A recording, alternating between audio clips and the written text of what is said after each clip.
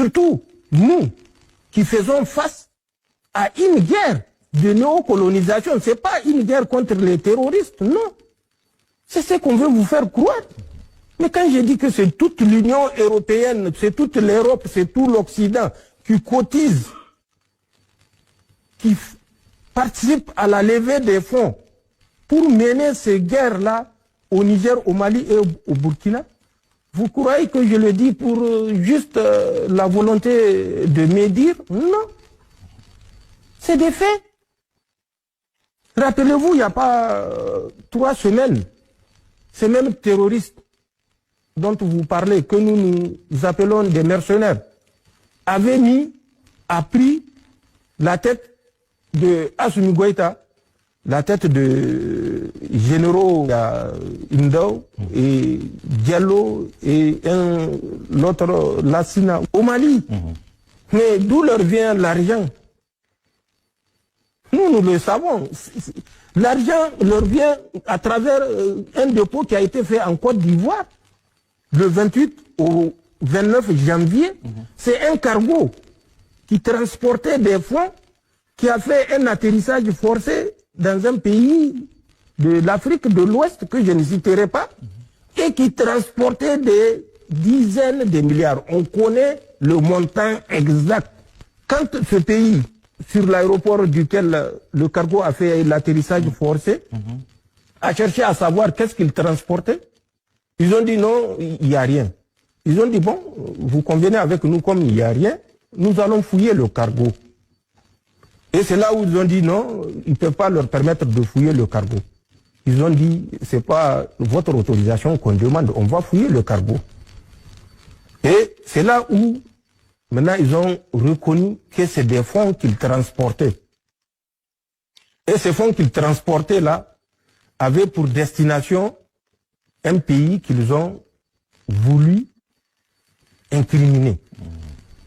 Bon, les autorités du pays où l'avion a fait cet atterrissage forcé, on dit bon, vous ne verrez aucun inconvénient, donc on appelle le pays destinataire pour lui demander si il reconnaît effectivement un convoyage de fonds. Le pays contacté a dit non, lui il n'attend aucun franc de la BCEAO. Ouais. Maintenant c'est là où ils ont changé de pays pour dire bon, on va en Côte d'Ivoire. Et c'est Abidjan notre destination. Donc, il faut écouter, il faut vous renseigner pour ne pas vous limiter à la peinture qui couvre. Il faut gratter pour savoir ce qui se cache en dessous de cette peinture-là. Et c'est ça le drame.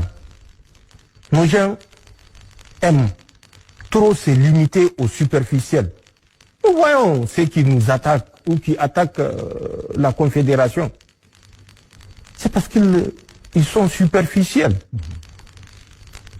Pour tout être humain qui a encore un reste de dignité, un reste d'humain, il ne peut nous condamner. Il ne peut condamner notre démarche. Donc, que les Nigériens se posent des questions, je suis surpris. Parce que ça fait la énième intervention que je fais.